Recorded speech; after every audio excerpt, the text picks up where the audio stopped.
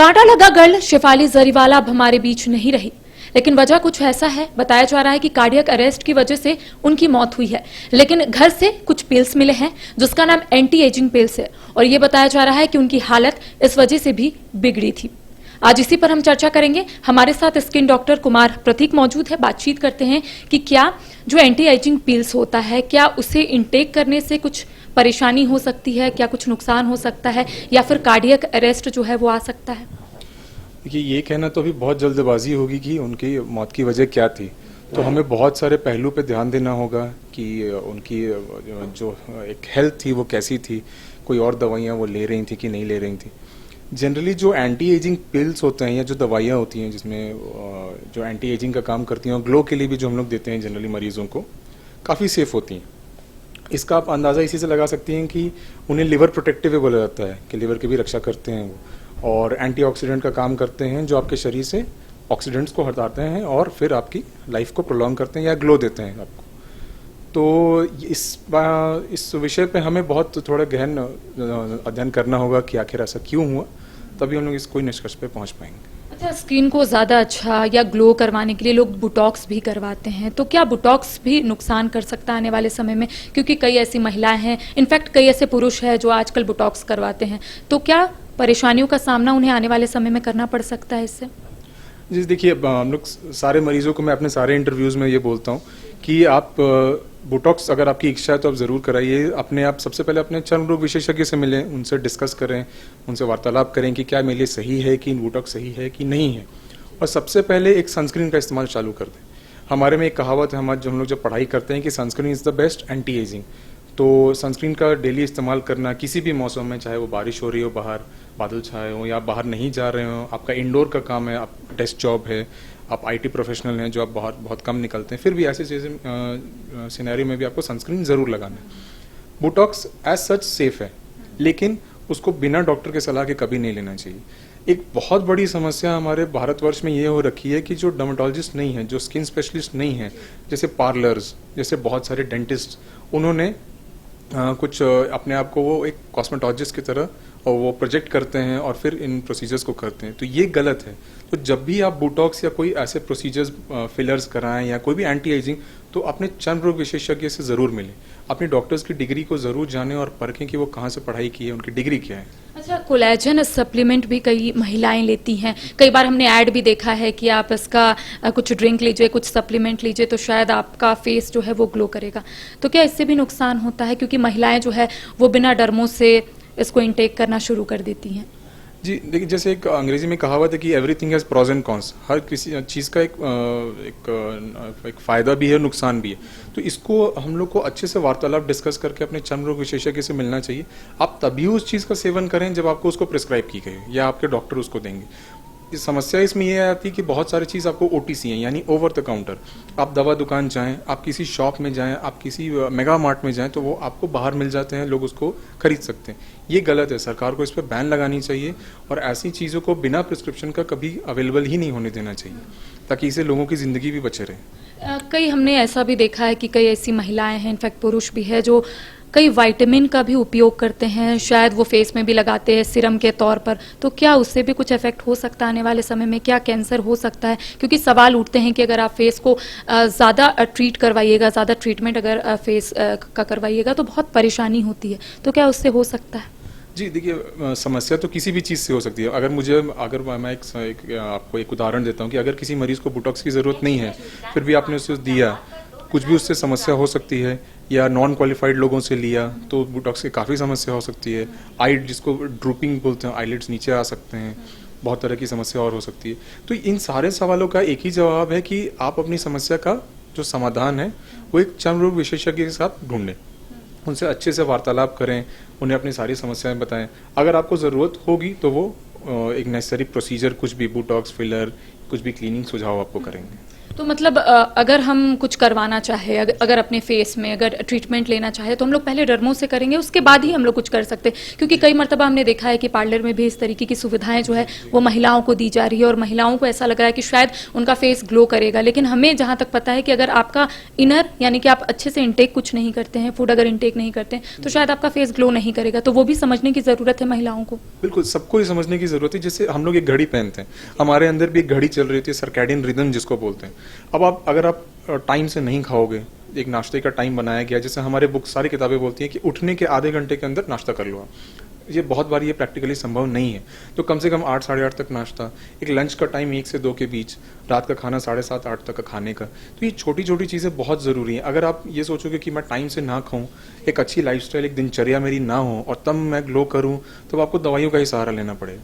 लेकिन अगर आप अच्छा खाना खाओगे, उसे टाइम से खाओगे, नियमित व्यायाम करोगे, एक्सरसाइज करोगे, योगा करोगे, आपकी स्किन बहुत अच्छी रहेगी। अच्छा, बारिश का मौसम है और महिलाओं की परेशानी बढ़ती हुई नज़र आती है, क्योंकि महिलाओं का कहना है एक तो ग्लो चला जाता है और ऊपर से आपके फेस में बहुत सारे ऐसे मार्क्स जो है वो रह जाते हैं। तो इसके लिए महिलाओं को क्या करना चाहिए? एक नियमित जैसे एक रूटीन हुआ, खाने का रूटीन, वैसे एक स्किन रूटीन भी होता है कि एक क्लेंजिंग, एक क्लेंजर का इस्तेमाल करें, माइल्ड क्लेंजर का, एक माइल्ड टोनर का भी इस्तेमाल करें, मॉइस्चराइजर का इस्तेमाल करें और सबसे इम्पॉर्टेंट एक बहुत अच्छी सनस्क्रीन का इस्तेमाल करें। कौन सी सनस्क्रीन किसको किस एज ग्रुप में क्या सूट करेगी वो आपके डर्मेटोलॉजिस्ट ही बताएंगे, क्योंकि सनस्क्रीन की भरमार है मार्केट में और हज़ारों की तादाद में सनस्क्रीन है। लेकिन जो आपको सूट करेगा, जो आपकी स्किन के लिए बना है, जो आपको लंबे समय तक अच्छा रखेगा, वो बहुत बहुत ज़रूरी है जानना अपने चर्म रोग विशेषज्ञ से। अच्छा, पानी कितना पीना है, कितनी घंटे की नींद जो है वो मतलब कह सकते हैं नेसेसरी है, क्या है? नींद कम से कम 6 से 7 घंटे की नींद ज़रूरी है। टाइम जैसे जैसे मैंने बताया कि हमारे शरीर के अंदर भी एक घड़ी चलती है जिसको सर्कैडियन रिदम बोलते हैं। तो जो 11:30 या 11 से लेकर जो 5 का टाइम है, कोशिश करना चाहिए इसमें सोने का टाइम। और आजकल हमारी दिनचर्या ऐसी हो गई, बहुत सारे लोग फ़ोन का इस्तेमाल उसमें करते हैं, आपकी उसमें नींद डिस्टर्ब होती है, सर्कैडियन रिदम डिस्टर्ब होती है। मेलाटोनिन जो एक सब्सटेंस होती है उसकी सिक्रीशन ऊपर नीचे होती है, इससे प्रॉब्लम होती है, नींद में समस्या आती है, झुर्रियाँ जल्दी पड़ती हैं, बाल झड़ते हैं, स्किन खराब होता है। तो इन तरह की चीज़ों से आपको बचने के लिए नियमित व्यायाम, नियमित रूप से अच्छा खाना खाना, एक टाइम मेंटेन करना खाने का, मतलब शेड्यूल होना चाहिए कि मुझे इतने बजे तक खा लेना है, और जल्दी सोना और जल्दी उठना। अच्छा, कई ऐसी महिलाएं हैं, शायद ये खबर देखने के बाद उनके मन में ये भी सवाल उठेंगे कि आखिर हमें क्या करवाना चाहिए। अगर हम स्किन डॉक्टर के पास जा रहे हैं तो कौन सा ट्रीटमेंट उनके लिए ज़्यादा बेहतर होगा? जी, या सबसे ये बहुत अच्छा ही सवाल आपने किया है, क्योंकि इसे काफ़ी और बहुत सारे सवाल जो इससे जुड़े हुए हैं उसका हमें जवाब मिल जाएगा। कि सबसे पहले आप इस बात को समझिए कि स्किन की पढ़ाई एक मेडिकल कॉलेज में होती है जिसमें कम से कम 9 से 10 साल लगते हैं, और उसके बाद भी बहुत लोग बहुत तरह की फेलोशिप्स डिग्रीज लेते हैं उसमें, और भी अपने मरीजों को अच्छे से समझने के लिए। तो कोई उस पढ़ाई को 10 दिन या 1 महीने की कोर्स में उसको कंप्लीट नहीं कर सकता। बहुत बार हमारे पास ऐसी खास करके महिला पेशेंट्स आती हैं जो पार्लर प्रोसीजर या बहुत सारे ऐसे नॉन क्वालिफाइड लोगों से इलाज करा के आती हैं जिससे उनका चेहरा बहुत ख़राब हो जाता है।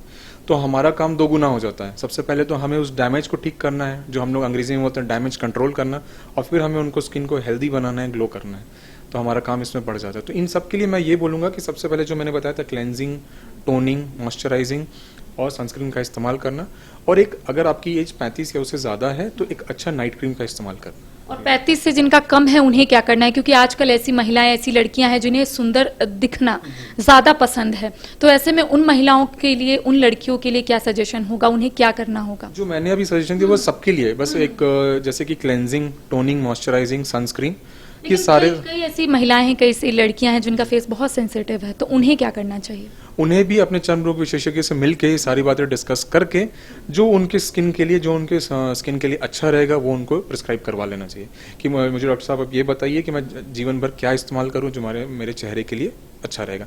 जब भी हमारे पास मरीज आते हैं तो हम लोग हर मरीज से उनका प्रोफेशन जरूर पूछते हैं कि काम क्या करते हैं, कि हमें एज अ डॉक्टर ये भी समझना जरूरी है कि मरीज जो आप दवाई लिख रहे हो, मरीज वो कर पाएंगे कि नहीं कर पाएंगे। तो ऐसे प्रोडक्ट्स हम लोग सेलेक्ट करते हैं जो वो कर पाएँ, और इनका रिजल्ट मिले। तो देखिए, कई ऐसी महिलाएं हैं, कई ऐसे पुरुष हैं जिनके मन में कई सवाल उत्पन्न हो रहे होंगे कि आखिर हमें क्या करना होगा। कई ऐसी महिलाएं हैं जिनको सुंदर बनने का जो सपना है वो जरूर वो देखती हैं, जिसके बाद वो पार्लर जाती है और बुटॉक्स के साथ साथ फिलर्स और कई चीजें जो है वो करवाती है, जिसके बाद उनका जो फेस है वो खराब होता जाता है।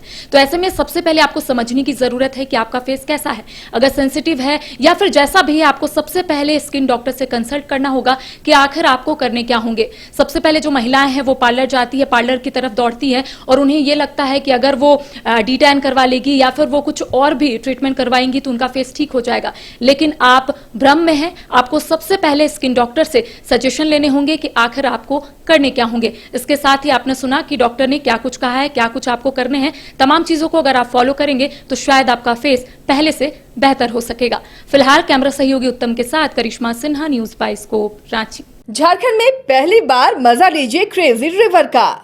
प्राकृतिक वादियों के बीच 6 एकड़ में बने वाटर पार्क का आनंद पूरे परिवार के साथ लें। Aquatica funplex water park, a complete family park, excitement का भरपूर dose, huge cyclone slide, WMPS big family pool with 13 slides, big wave pools with high waves, kids के लिए अलग से play area, octopus rain dance, pendulum slides, top class restaurant, साथ ही senior citizen के लिए स्पेशल अरेंजमेंट। पूरी family के साथ बिताएं दिन भर मस्ती के पल। इक्वाटिका funplex water park near Remta dam, चुकरू मोड़, रांची। गोल जहां 27 वर्षों के सफर में 17,000 से भी अधिक छात्रों ने डॉक्टर एवं इंजीनियर बनकर भरे सफलता की ऊंची उड़ान, जहां साधारण छात्र भी असाधारण सफलता प्राप्त कर बना रहे इतिहास। दूरदर्शी शिक्षाविद श्री विपिन सिंह के मार्गदर्शन में मेडिकल एवं इंजीनियरिंग के लाखों छात्रों के लिए आशा की किरण के रूप में गोल्ड रिजल्ट फैक्ट्री। अगर आप देश के किसी भी कोने में रहते हैं, अगर आप पटना आना चाहते हैं और घर जैसे रहने और खाने का आनंद लेना चाहते हैं तो एक बार जरूर आए होटल डायमंटन। संपर्क करें 9572759746, 9031859981, 0612400158 एड्रेस अपोजिट विद्या संस्कार स्कूल, रंजन पथ, गोला रोड, बेली रोड, पटना 801503।